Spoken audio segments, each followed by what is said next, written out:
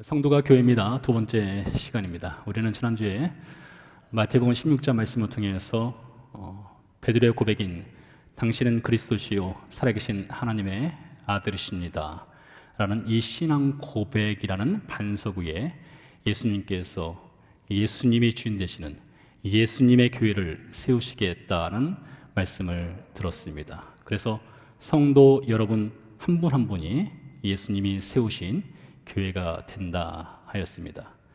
그렇다면 예수님께서 성도인 여러분을 교회로 이 세상에 세우시는 목적, 그 목적은 무엇일까요? 다른 말로 말하면 우리 성도인 그리스도인이 교회로서 이 세상에 존재하는 그 목적은 무엇인가? 라는 질문입니다.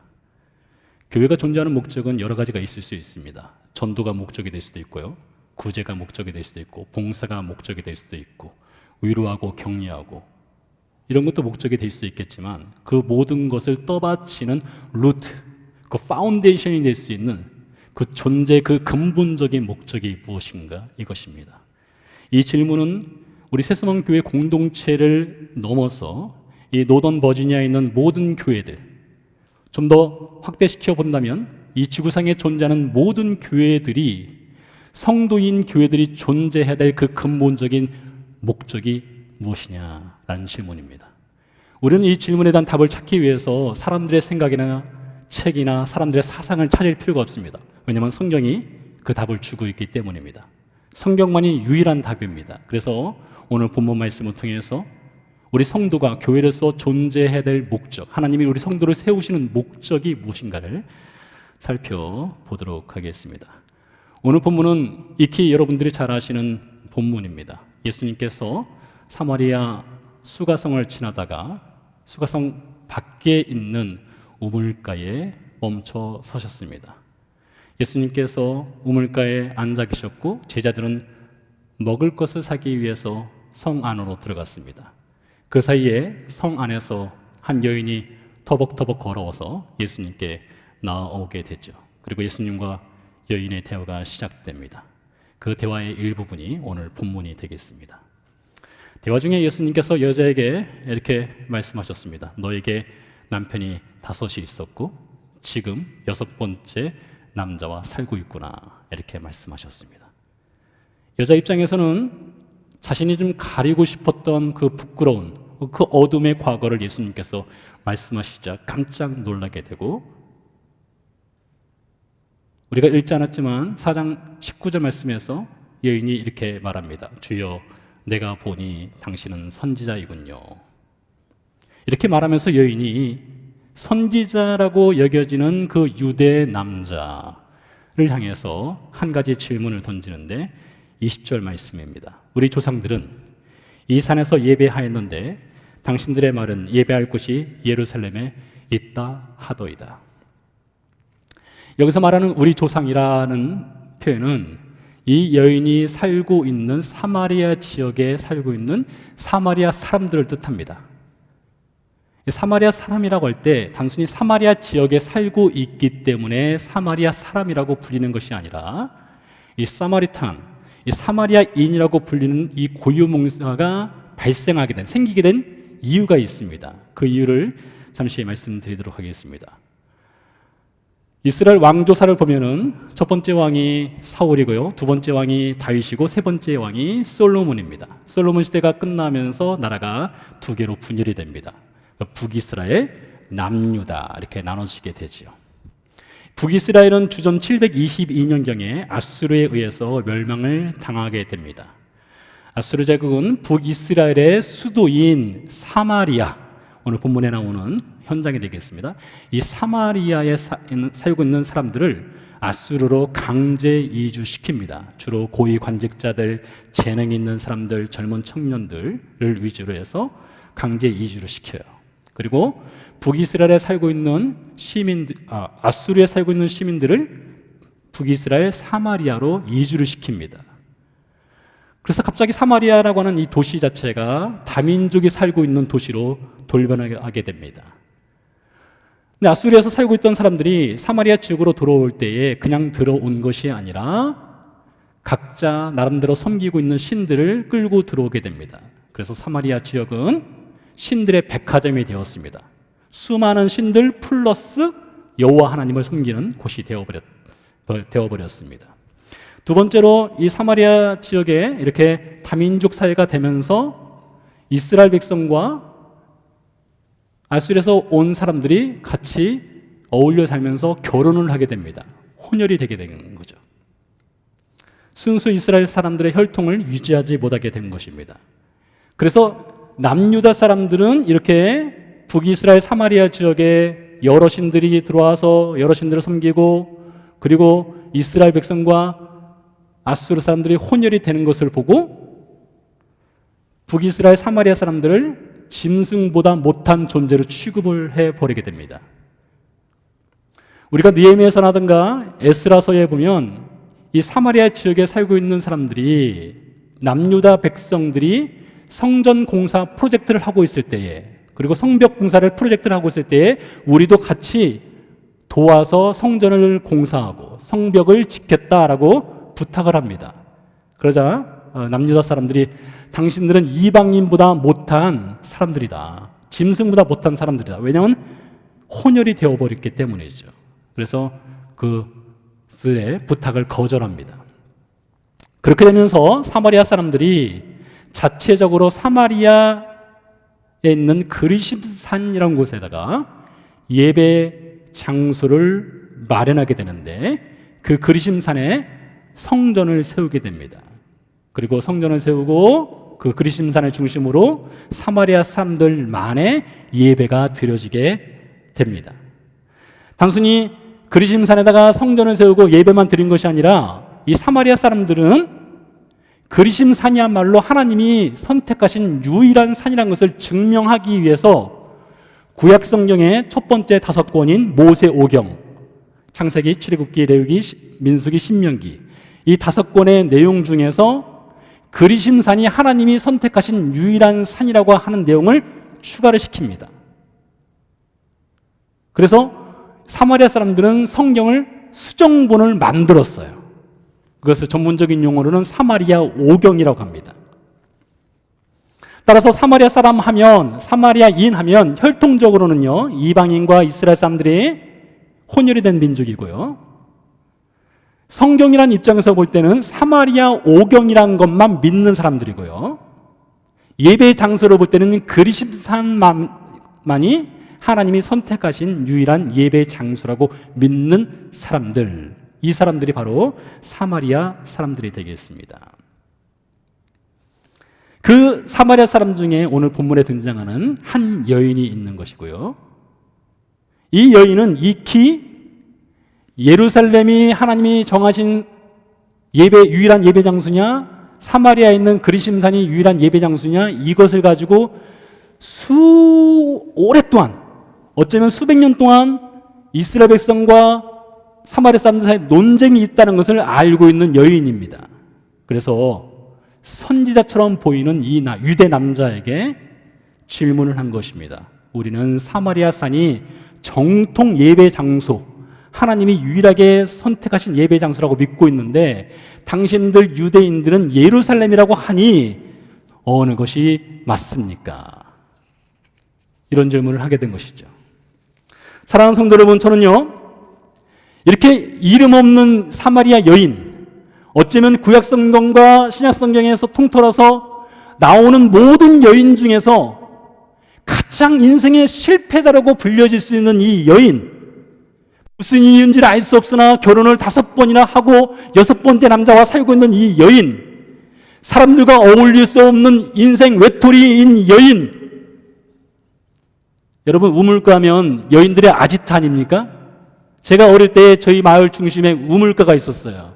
저도 어릴 때 막대기를 등에 딱 메고 양쪽에 물통 메고 우물가 가서 물을 길러 온 적이 있었거든요. 아주 어릴 적에요. 근데 그 우물가 가면은 항상 그 아주머니들이 거기서 빨래도 하고 물도 기르고 하는 장면을 저는 흔히 목격을 했었습니다. 거기서 이야기가 만들어지잖아요. 거기 뉴스가 만들어지죠.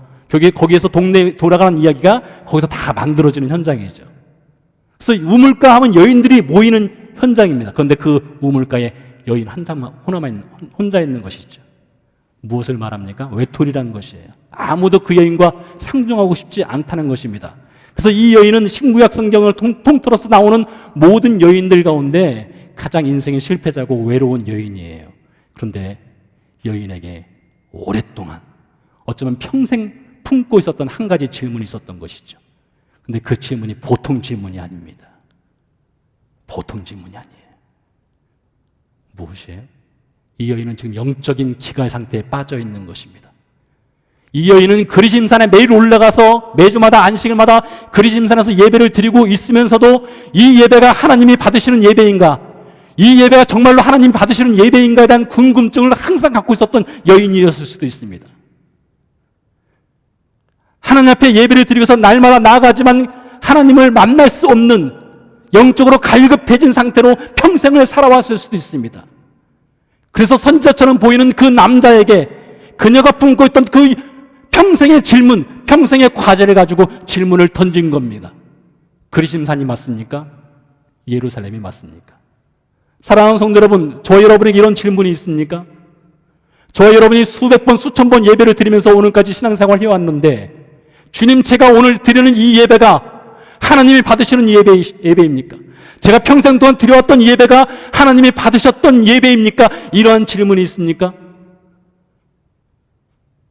우리는 오늘 이 여인을 통해서 한 가지를 분명하게 배워야 됩니다. 이 여인이 인생에는 실패자처럼 보일지 몰라도, 사람들이 보기 때는 외톨이처럼 보일지 몰라도 이 여인에게는 영적인 갈급함이 있습니다. 이 여인에게는 하나님을 만나고 싶은 마음이 있어요. 그래서 선지자처럼 보이는 그 남자를 향해서 내가 지금까지 드렸던 이 그리심산의 예배가 참으로 하나님께서 받으시는 예배입니까? 라고 질문을 던지는 것입니다. 저는 제 자신이 너무나 부끄럽습니다. 저는 이 말씀을 묵상하고 이 말씀을 준비하면서 제가 하나님께 나와서 예배를 드렸던 그 수많은 시간 가운데 하나님이 저의 예배를 받으셨습니까? 하나님의 존재 앞에서 제가 예배를 드리고 있었습니까? 라는 질문을 과연 얼마나 해왔던가. 제 스스로를 돌아보니 너무나 부끄러운 제 자신을 발견할 수밖에 없는 장면이 바로 오늘 이 장면입니다.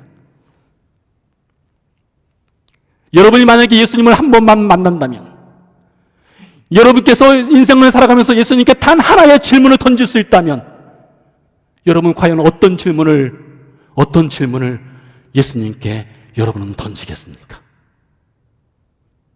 이 여인은 예수님을 어쩌면 그 평생 가운데 한 번밖에 만나지 못한 여인이었을 수도 있습니다. 다시는 만나지 못하는 여인, 남자입니다. 남자가 아니죠. 예수님이시죠. 그 예수님을 향해서 그 평생의 질문, 가장 소중한 질문을 이 여인은 던진 것이죠. 그러자 예수님께서 요한복음 4장 21절 이하에 성경에서 가장 중요하다고 일컬어지는 것 중에 하나를 말씀하십니다. 21절 말씀입니다. 여자여, 내 말을 믿으라. 이 산에서도 말고 예루살렘에서도 말고 너희가 아버지께 예배할 때가 이르리라. 자, 그러니까 예수님께서는 이 여인의 질문은 그리심입니까? 예루살렘입니까? 1번입니까? 2번입니까? 라고 질문을 하였는데 예수님은 말씀하시기를 1번도 아니고 2번도 아니고 3번이 있다는 것입니다. 그 3번은 예배의 장소가 아니라 아버지께 예배할 때가 있다라고 말씀하셨어요. 여러분 이것을 기억하시기 바랍니다. 장소가 아니라 하나님께 예배드릴 때가 있다, 이렇게 말씀하셨어요. 그러시면서 21절 말씀으로 이어가 보도록 하겠습니다. 너희는 알지 못하는 것을 예배하고 우리는 아는 것을 예배하노니 이는 구원이 유대인에게서 남이라. 여러분, 이 여인에게 이 말씀이 얼마나 충격적인 말씀이겠습니까? 여인은 1번입니까? 2번입니까? 그리심입니까? 예루살렘입니까? 라고 물었는데 예수님께서 말씀하시기를 너희는 지금까지 알지 못하는 것을 예배하고 있다. 말을 바꿔 말하면 너희는 지금까지 예배를 드린 것이 아니다, 이 말씀을 하신 것이죠. 사랑하는 성도 여러분, 이 말씀이 얼마나 우리에게 무서운 말씀으로 다가옵니까? 우리가 수없이 예배를 드려왔는데 어느 날 예수님께서 우리에게 말씀하시기를 너희는 지금까지 예배를 드린 것이 아니야 라고 말씀하신다면 여러분 어떻게 하시겠습니까? 오늘 그 말씀을 예수님이 이 여인에게 해주셨습니다. 그러시면서 하시는 말씀이 이어서 보면 우리는 아는 것을 예배하노니 이는 구원이 유대인에게서 남이라 라는 말씀을 통해서 예수님은요 이 예배와 구원을 연결시켜서 말씀하시는 것을 볼 수가 있습니다. 유대인에게서 구원이 난다는 말은 유대인만 구원받는다 이 말씀은 아니고요. 다시 성경에 보면은 이 성경의 주된 인물들은 유대인들입니다. 유대 역사를 통해서 유대란 땅을 통해서 성경이 기록됐으니 당연히 유대인들이 자주 등장할 수밖에 없겠죠. 근데 이 유대인들의 삶, 이스라엘 백성들의 삶을 보면은 참 기가 막힐 정도로 타락한 백성들입니다. 이방인들과 이 이스라엘 백성들이 서로 구분이 되지 않는 아주 타락한 삶을 그렇게 살아왔어요. 하나님께 불순종하는 민족이었습니다. 하나님께서 보시기에 무엇 하나 제대로 된 것이 없는 민족이었어요. 그럼에도 불구하고 예수님께서 하나님께서 결정하시기를 유대인의 혈통을 통해서 하나님의 구원자이신 예수님이 태어나시기로 결정을 하셨습니다. 그래서 유대인에게서 구원이 난다 이 말씀은 예수님께서 유대인의 혈통을 통해서 이 땅에 구원자로 오셨다는 말입니다. 예수님께서 말씀하셨죠. 내가 곧 길이요 진리요 생명이라 하셨습니다. 그러므로 그 누구도 예수님을 통하지 않고는, 예수님을 믿지 않고는 하나님께로 갈 수 없다 하셨어요. 예수님께서 진정한 예배자가 되는, 하나님을 만나는, 하나님의 존전 앞으로 들어가는 진정한 예배자가 될 수 있는 그 구원의 문이라고 예수님께서 말씀해 주셨어요. 예수님은 예배의 문 역할을 하시는 분입니다. 예배의 문이 예수님이세요.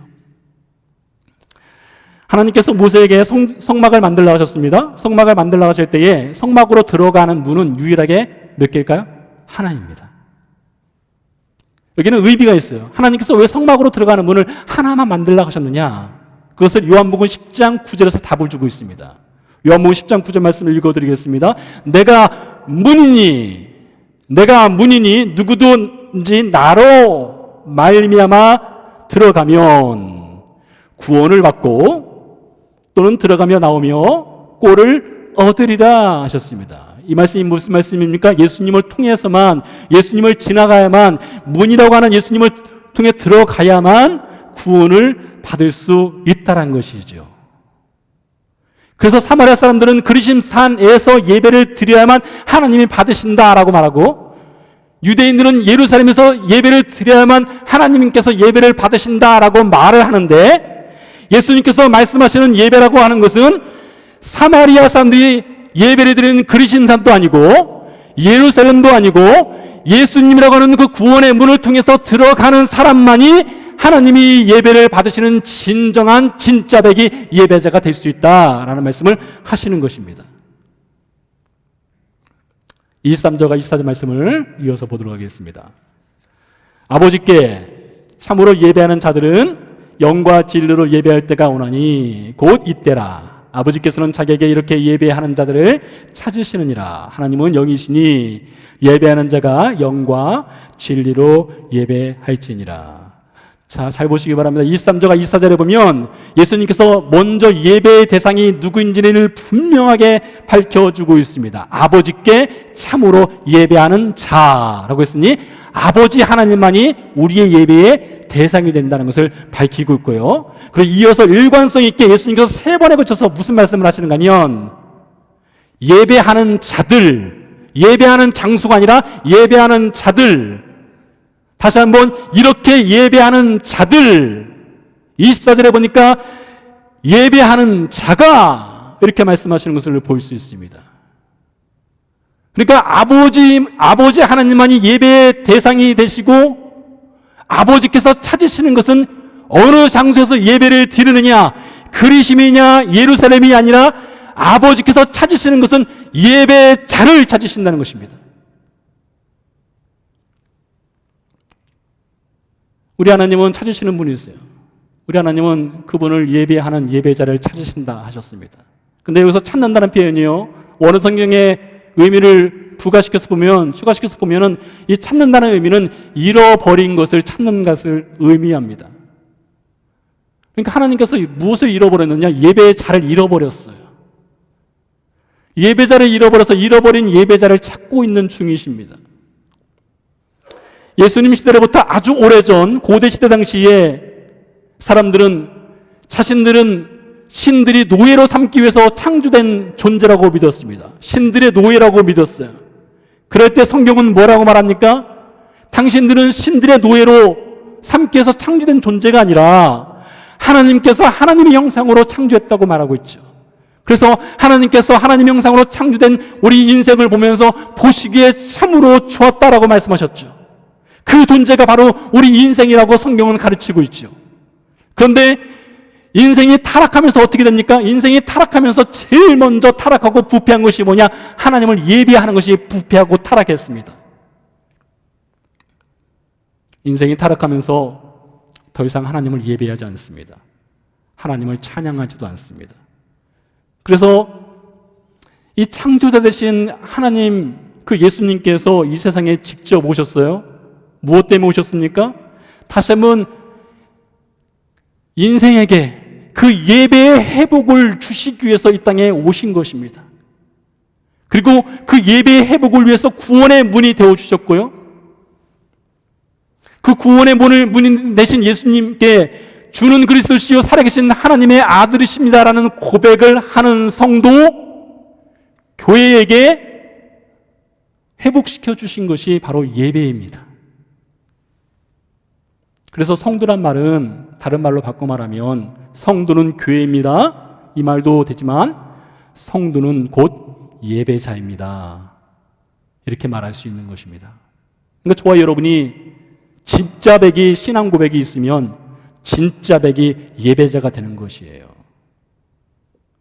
그럼 진짜 백이 예배자는 어떻게 예배를 드리느냐? 이것을 로마서 12장 1절과 연결시켜서 말씀을 드리겠습니다. 진짜 백이 예배자. 그러므로 형제들아, 내가 하나님의 모든 자비하심으로 너희를 권하노니 너희 몸을 하나님이 기뻐하시는 거룩한 산제물로 드리라. 이는 너희가 드릴 영적 예배니라. 여러분, 바울이 이 말씀은 로마에 있는 교회를 향해서 쓴 편지인데요. 이 바울은 이 구약 성경의 정통한 유대 학자입니다. 그래서 예배를 말할 때에 이 예배를 구약 성경에 나오는 제사법을 동원을 해서 이 예배가 무엇인지를, 진짜 백 예배가 무엇인지를 이야기를 해주고 있는데요. 너희 몸을 하나님이 기뻐하시는 거룩한 산제물로 드리라. 산제물이란 표현이 되어 있습니다. 이 구약 성경에 보면은 모세가 하나님께서 모세에게 주신 이 제사법을 백성들에게 가르치죠. 이 제사법에 보면은 번제라는 것이 있고요, 화목제라는 것이 있고요, 속죄자가 있고요, 속건제가 있고요, 화제가 있습니다. 여러 다양한 제사법이 구약 성경에 기록이 되어 있습니다. 그 중에요, 동물을 선택해서 제사를 드리는 제사법이 있어요. 즉 예배가 있습니다. 예배를 드리기 위해서 선택된 희생 동물은 성전이나 성막으로 들어가서 그 희생제물이 드려지게 되면 절대로 그 희생제물은 살아서 성막이나 성전 밖으로 나오질 못합니다. 그러니까 여러분, 희생제물로 드려지는 모든 동물의 운명은 성막이나 성전에 들어가서 반드시 죽는 것이 희생동물의 운명입니다.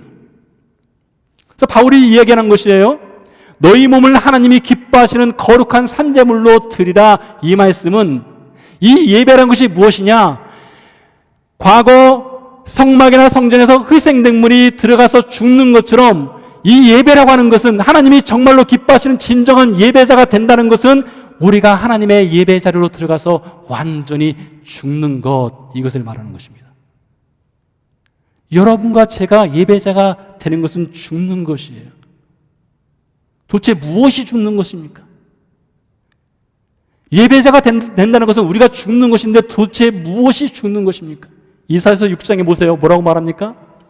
이사야서 6장에 보면 선지자 이사야가 하나님의 성전에 들어갔습니다. 하나님의 성전에 들어가서 그가 기도하는 중에 하늘 문이 열리고 높은 보좌에 계신 하나님을 이사야의 두 눈으로 목격을 하게 됩니다. 그때 스랍들이 하나님 앞에서 찬양을 드립니다. 거룩하다, 거룩하다, 거룩하다. 이 찬양을 드리는 장면을 이사야가 그 두 눈으로 목격을 하게 됩니다. 그러자 이사야 입에서 자연스럽게 고백이 나와요. 화로다, 화로다.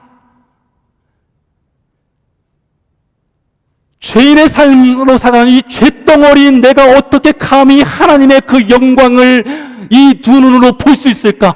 화로다. 내가 이제 죽게 되었구나. 그렇게 고백합니다. 무엇입니까? 우리가 하나님의 존전 앞에 하나님의 진짜 백의 예배자가 되면은 무엇이 보이느냐? 우리 자신의 그 죄의 민낯이 밝히 드러날 수밖에 없는 것입니다. 하나님 앞에 서게 되면 우리의 죄의 민낯이 안 드러날 수가 없어요. 벌거숭이가 되는 것입니다. 그래서 하나님의 예배 앞에 우리가 서게 되면 우리 인간의 교만과 자만과 그 썩어버린 그 죄악의 덩어리가 보여지게 되는 것입니다. 그래서 이사야 선지자처럼 화로다, 나는 죽게 되었구나, 이 고백이 절로 나올 수밖에 없는 것이에요. 여러분, 예배를 통해서 그런 경험이 있으십니까? 여러분과 제가 하나님 앞에 서는 그 예배 자리에서 하나님 앞에서 섰더니 나의 죄악의 민낯이 드러나서 주님, 제가 죽게 되었습니다. 제가 어떻게 해야 되겠습니까? 여러분, 이 고백이 있으십니까? 여러분, 죽지 아니하면 부활은 없습니다. 예수님이 십자가에서 죽으셨기 때문에 예수님이 부활하셨습니다. 그래서 고린도전서 15장에서 예수님, 바울이 얘기하죠. 예수님은 부활의 첫 열매가 되신다 했습니다. 부활의 첫 열매를 따라서 믿는 그리스도인들 역시 마찬가지로 부활할 것이라고 말했어요. 그 부활의 전제는 무엇이냐? 반드시 죽어야 한다는 것입니다. 그래서 갈라디아서 2장 20절에서 바울이 이야기하죠. 내가 그리스도와 함께 십자가에 못 박혀 죽었나니, 내가 십자가에서 죽었기 때문에 이제 내 안에 사는 것은 오직 예수님입니다. 고백을 하지 않습니까? 그러므로 여러분, 예배는 무엇이냐? 우리 자신이 죽는 것입니다. 우리 자신의 자아가 죽는 것이고요, 교만이 죽는 것이고요, 지나간 과거의 죄악들이 죽는 것입니다. 그래서 하나님의 존전 앞에 서서 그 거룩하신 하나님을 만나는 것이에요. 여러분, 하나님이 성막이나 성전을 지으라고 건축하라고 했을 때에 이 성막과 성전에는 사람이 앉는 의자가 없어요. 사람이 앉는 의자를 만들라 하지 않으셨습니다. 왜 사람이 앉는 의자를 만들라 하지 아니하셨을까요? 의자가 없다는 것은 예배는 콘서트가 아니라는 것입니다. 팝콘 들고 들어가서 영화관에서 관람하는 관람객이 아니라는 것이에요. 콘서트라는 영화는 우리가 입장권을 내고 돈을 내고 들어가서 봅니다. 그래서 우리가 만족해야 돼요. 내가 콘서트 입장권을 산 만큼 만족해야 됩니다. 그래야 그 콘서트에 의미가 있어요. 가치가 있어요.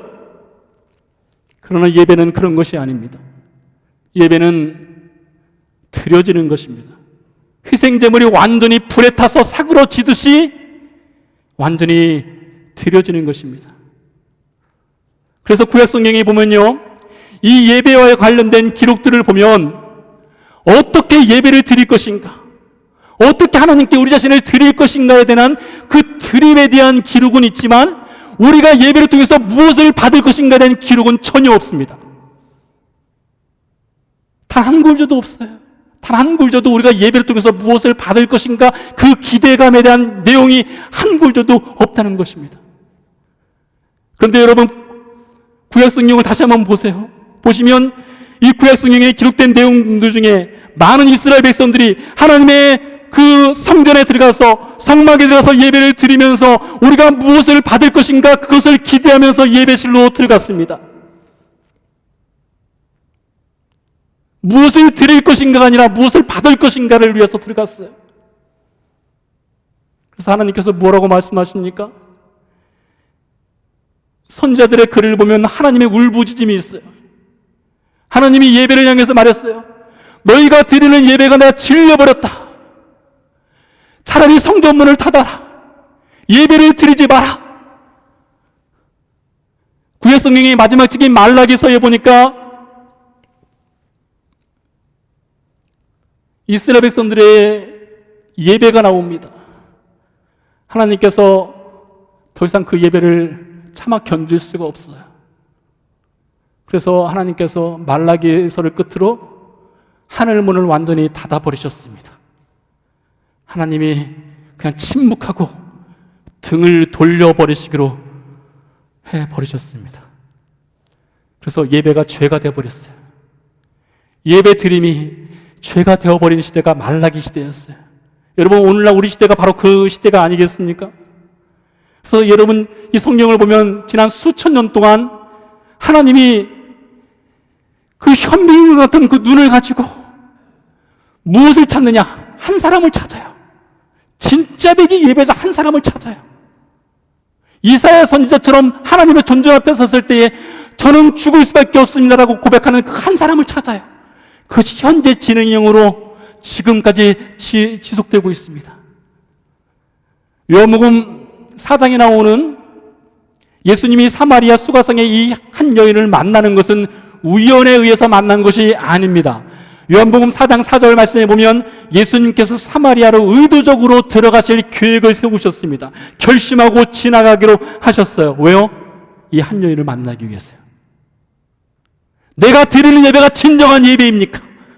내가 드리는 이 그리심산의 예배가 진정한 예배입니까? 그 질문을 품고 평생 살아온 이 여인을 만나서 진정한 예배가 무엇인지를 가르쳐 주기 위해서 예수님 의도적으로 그 여인에게 찾아가신 것입니다. 저는 마치 이 장면이요, 한 여인을 찾아가서 진정한 예배자의 삶의 문을 열어주시는 이 장면이 무엇으로 보여지느냐? 창세기 3장의 사건으로 보여집니다. 창세기 3장에 보면요, 우리가 잘 아는 사건이 나오죠. 아담과 하와가 범죄하였습니다. 그리고 나무 뒤로 숨어버렸습니다. 나무 뒤로 숨어버린 아담과 하와를 하나님이 어떻게 하셔요? 그때도 찾아오셨습니다. 찾아오셨어요. 여러분, 원래 아담과 하와는 언제든지 원한다면 때와 장소를 구분하지 않고 하나님께 예배드릴 수 있는 존재로 창조되었었습니다.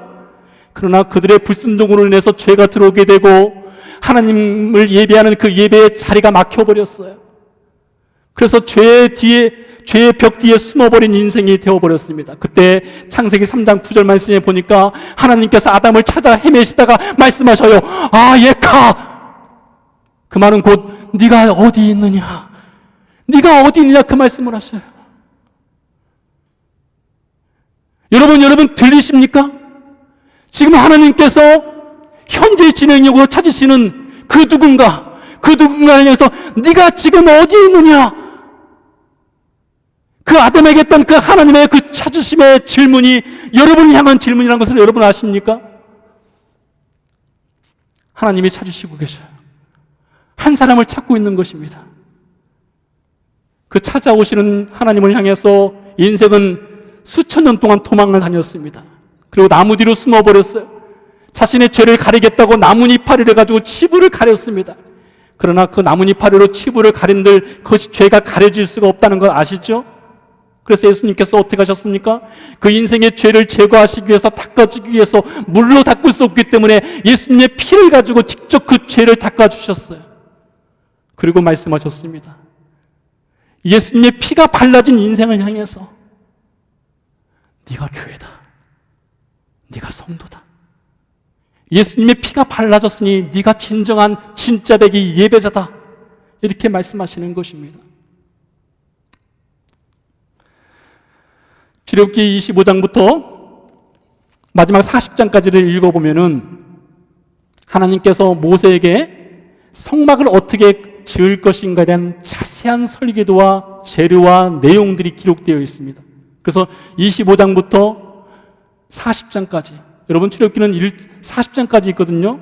그 중에서 15장이나 하나님께서 성막을 어떻게 지을 것인가에 대해서 자세하게 말씀하셨어요. 그 하나님의 말씀에 따라서 이스라엘 백성들과 모세가 성막을 짓죠. 많은 사람들이 헌금을 하고요, 헌신을 했습니다. 희생했어요. 그 광야에서요. 그래서 성막을 다 지었습니다.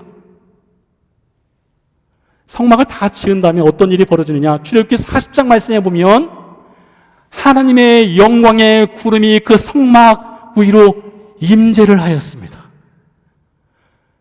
하나님의 영광의 구름이 성막으로 임재를 했어요.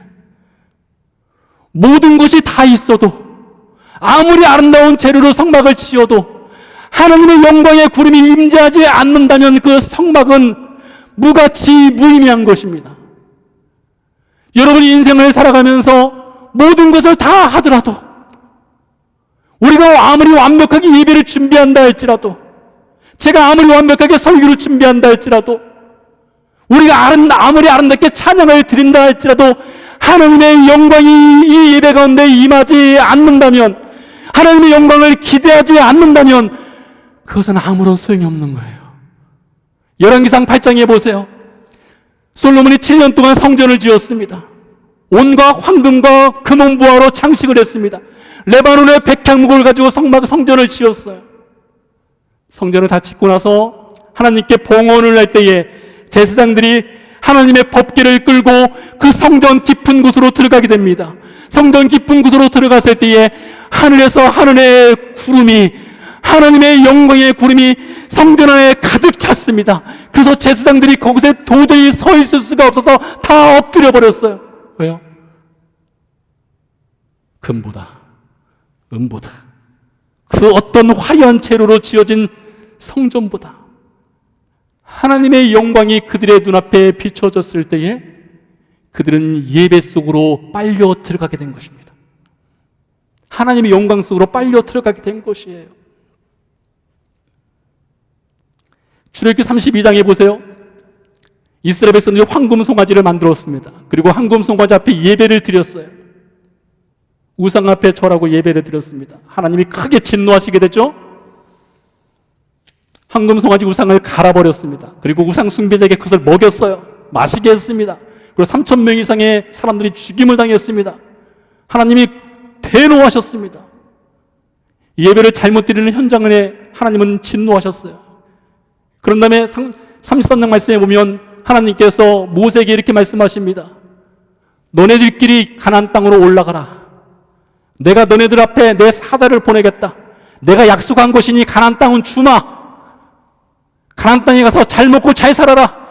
그 땅은 젖과 꿀이 흐르는 땅이다. 너희 평생을 먹고 살 수 있는 땅이다.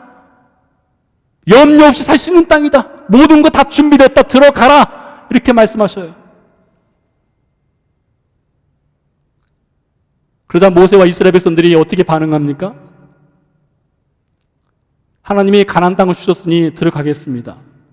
젖과 꿀이 흐르는 땅이니 들어가겠습니다. 이렇게 말하지 않습니다. 하나님, 저희는 들어갈 수 없어요. 아무리 그 땅에 젖과 꿀이 흐른다 할지라도, 아무리 그 땅이 약속의 땅이라도 우리는 들어갈 수가 없어요. 왜요? 당신이 우리와 함께 하지 않으면, 당신의 영광이 우리와 함께 하지 않으면 우리는 들어가지 않겠습니다. 차라리 이 광야에 머물겠습니다. 그렇게 말하고 있습니다.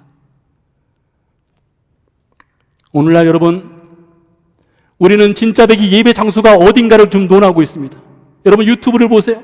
얼마나 많은 교회들이, 얼마나 많은 그 유명하다는 사람들이 진짜 백이 장수가 어딨냐, 진짜 백이 예배 장수가 어딨냐, 온라인이냐 대면 예배냐, 그것을 가지고 가불론방 싸우고 있습니다. 그러다가 무엇을 잃어버리고 있느냐? 진짜 백이 예배자를 잃어버리고 있습니다. 진짜 백이 예배자가 없는 진짜 백이 예배 장수만 찾고 있다는 것이에요. 하나님이 함께하지 않는다면 약속의 땅이 무슨 의미가 있겠습니까? 하나님의 영광이 임하지 않는다면 젖과 꿀이 흐르는 땅이 무슨 의미가 있겠습니까? 아무리 완벽하게 준비된 파라다이스 같은 예배실이 있다 한들 그것이 무슨 의미가 있겠습니까? 하나님이 없다면, 너희는 알지 못하는 것을 예배하고 있다는 그 말을 듣는다면 우리의 인생에 무슨 의미가 있겠습니까? 우리의 존재 목적에 무슨 의미를 부여할 수 있겠습니까? 사랑하는 성도 여러분, 성도가 교회입니다. 이 교회인 성도의 존재의 그 근본 목적, 그 뿌리가 되는 그 목적은 무엇입니까? 진짜 백이 예배자가 되는 거예요. 하나님 앞에 자신을 세우는 것입니다. 그래서 하나님의 영광이 있는 그 예배를 사모하는 거예요. 하나님의 영광 앞으로 들어가는 것입니다.